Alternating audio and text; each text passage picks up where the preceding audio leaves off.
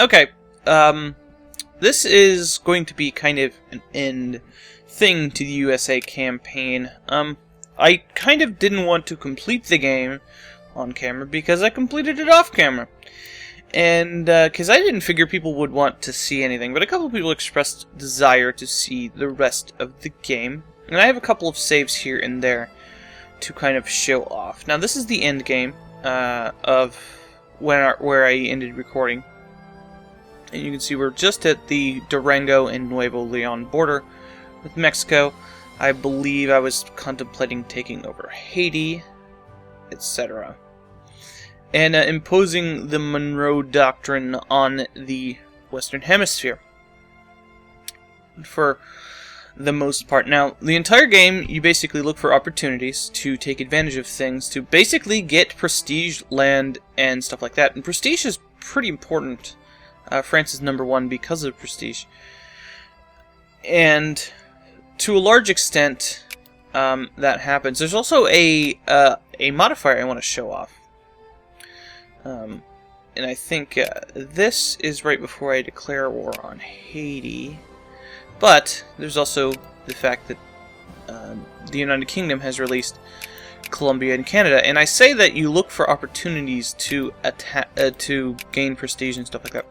Unfortunately, I never gain a good opportunity to attack the British to gain chunks of Canada, because if they do this, then you have kind of lost your chance.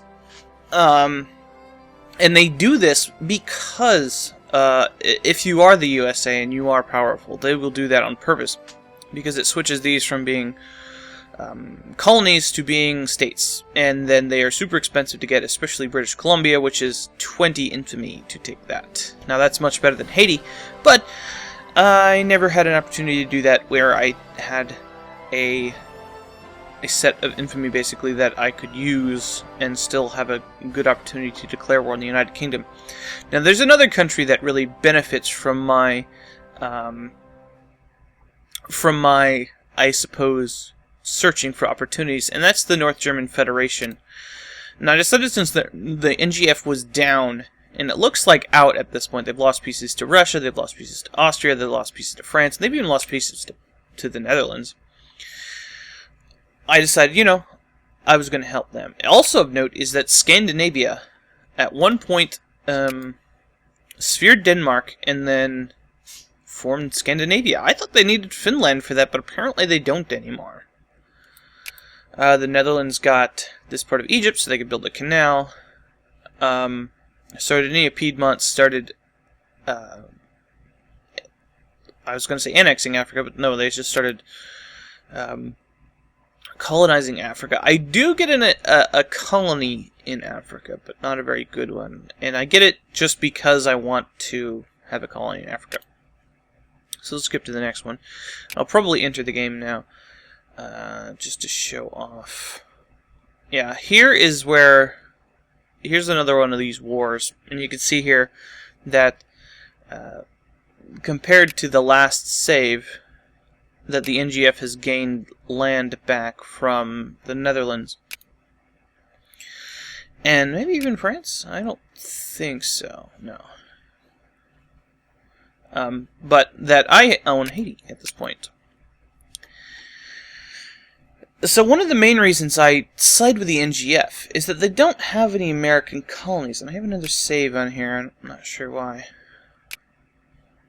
I did this in a bunch of chunks. Oh, Germany loses this war, it looks like. But I don't remember why I saved. I think I probably just got tired of playing. Guess there's nothing really major going on. Because there's 2 saves here. I don't know what the deal is. I don't see anything. But I spent a lot of time doing things with Sphere. So we'll jump 5 years to 1900. And nothing else has happened except, oh look! I have this for Mexico now, and this. This is Durango and Nuevo Leon. Now, with Mexico, you kind of have to sphere them and unsphere them. Unsphering a nation under your own sphere of influence costs an infamy.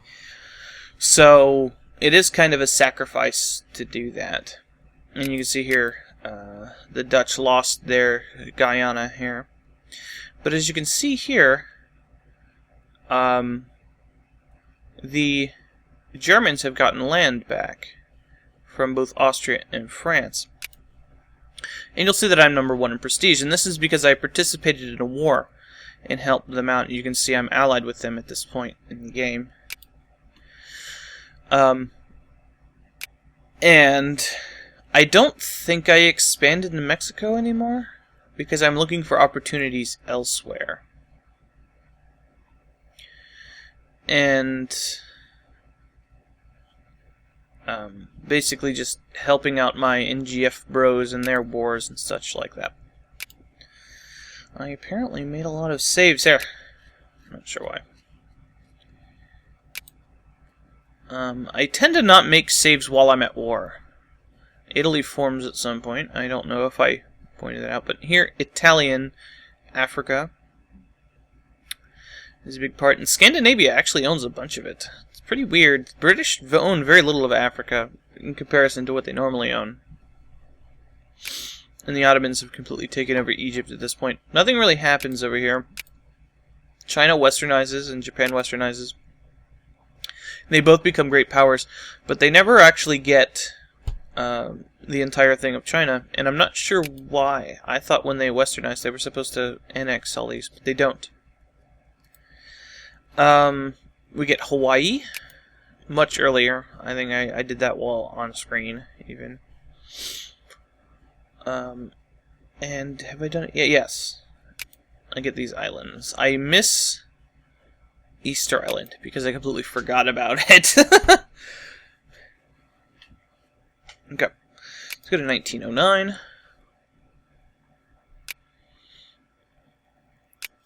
And we'll see that France still owns that. Spoilers. But actually I do save while I'm at war. And you see that I am like... This is me over here. I'm occupying this part. I must have like stopped playing at that point. I'm not sure why. But we'll jump to 1912 and we'll see the outcome of the war is that I own that. And this. Now they still have this thing here and this thing here. Unfortunately, I never have the state of mind to take this. So, and you'll see the USCA is still going strong. Anytime any kind of rebels rise up there, I go down there and fight them. But you'll see the NGF has gained Alsace, Lorraine, and Poland has spawned, which is which caused that war, is Poland wanting to be released from the Russian Empire. Now the Russians still own Ostpreußen and Scandinavia, which has annexed Denmark again. Still owns this part, Schleswig, Holstein, whatever. Let's go skip to the next one. A lot of interesting things happen, and I wish I had been recording it the whole time, but I figured people wouldn't want to see it. Now, I don't know what this save is about. Let's kind of look around and see what's going on. So you see China gets some Manchuria, but that, I believe, is temporary. 1918. There are many... Yeah, okay, here were the usual suspects at this point. And Italy is involved in the war, and they're actually communist at this point, I think. Yes, communist. And the NGF is my friendo. England is not involved in this, but as you can see from me destroying France, I don't need the help. And I've been #1 for quite a while. And I will actually go into the saves to show that later. This is the end of the war, I believe. And you'll... Oh no, this is actually after that. Germany has formed, and I think these are rebels. And they're #6. They actually fall off the Great Power list at one point. Because we gain Ostpreußen from that, and I gain part of Africa. So that's cool. I don't think I gain any more, because it's just too expensive. And at some point, Austria falls down to a non-great power, but Germany never spheres them. If you sphere Austria as Germany and they're not a great power, you have an option of annexing them. I don't know why the AI doesn't do that. So that's pretty interesting. We gained the other islands down here from France and stuff.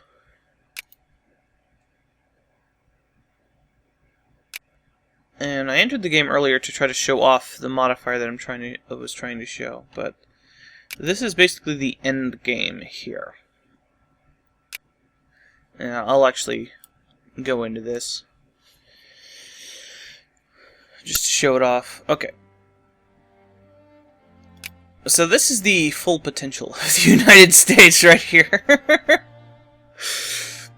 7,700 industrial power.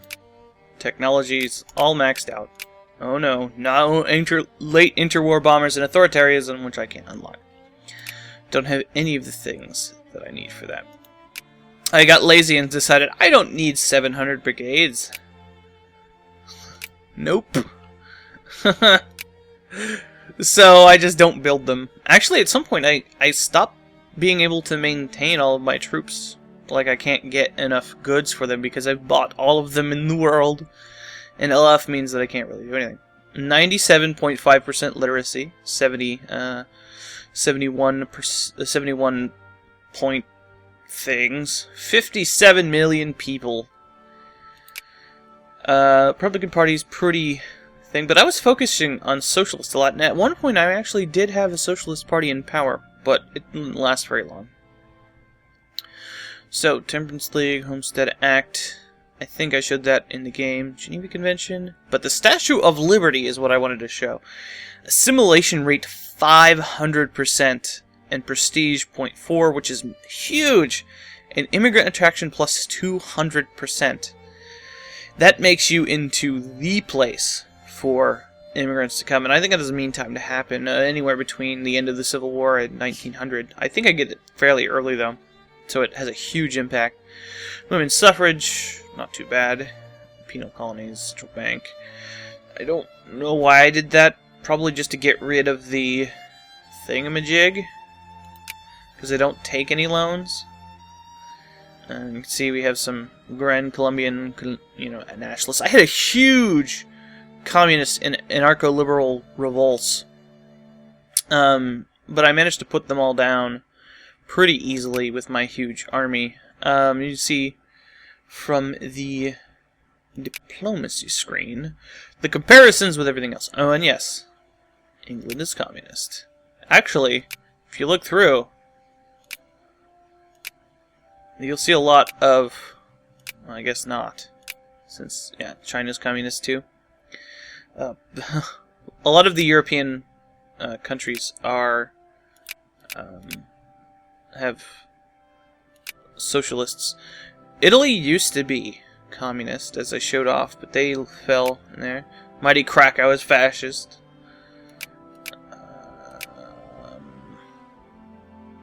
What was the other one?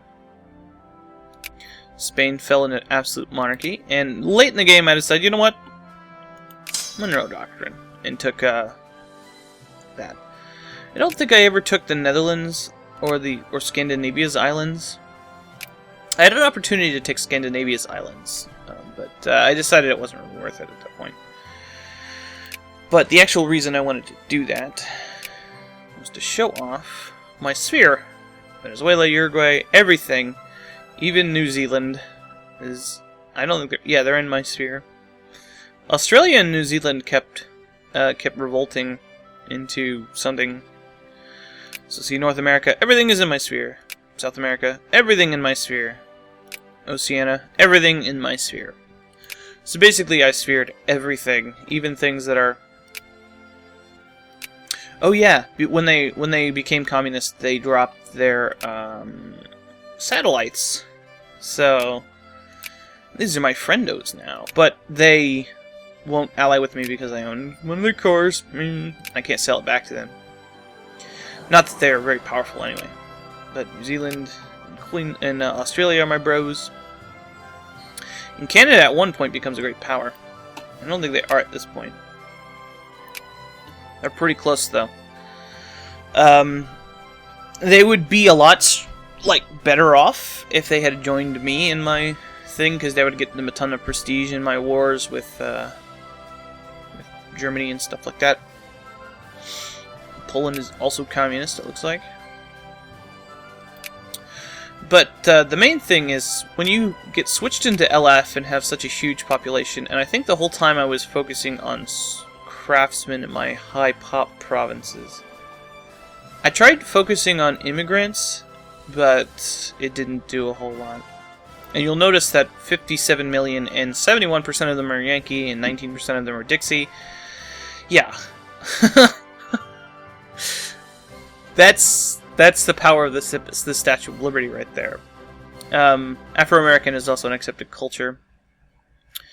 And Mexican is, you know, that. Interestingly enough, I managed to sphere, or not sphere, but core, I think all of these. No, I didn't core this.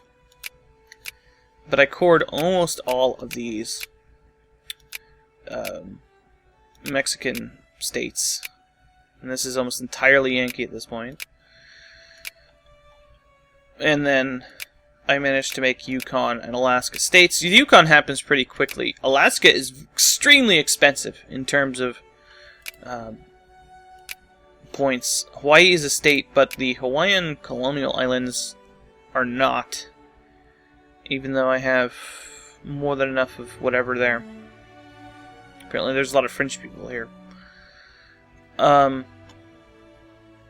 Yeah, Spain ended with a lot of Africa, and the British did not, and neither did France. A lot of that has to do with France and me and Germany raffle stomping France so many times. Belarus and Ukraine got knocked out of Russia. Austria-Hungary formed. If they're not a great power, they will switch into Austria-Hungary when some event happens. A couple of people got knocked out of Italy, and all but Tuscany have rejoined. So, pretty interesting game.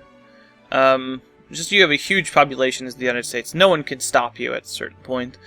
I think it's about 1900 you become an unstoppable juggernaut that no one can really do anything about unless it's a well-played United Kingdom player. Or, you know, well-played France. Pretty much anybody who's being played by a player can stop you, but if the player is controlling the USA and knows what they're doing, this is what happens. But it was probably pretty boring with little spurts of action here and there, which is probably par for the course for Victoria too, honestly.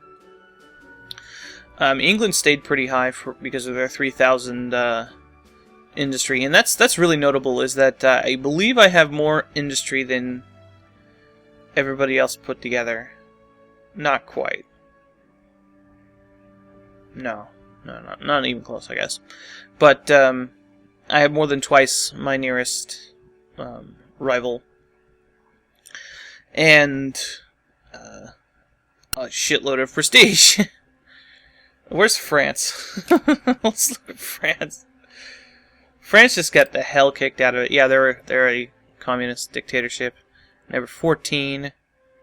Number 7 in prestige with 319. If you could lose Great Wars, and France lost 4 of them, you lose a shitload of prestige, and that's why we have 2,000. France decided it was a good idea to mess with Germany after I had allied with them, and Germany decided it was a good idea to take pieces that they needed for their empire, and I was happy to oblige to get prestige out of it. And it ended up costing them all of their American colonies, except for French Guiana. As you can see, China did not manage to do a whole lot. They actually lost some land here and there to Mongolia and Yunnan. Japan never took over Korea. Japan never did anything.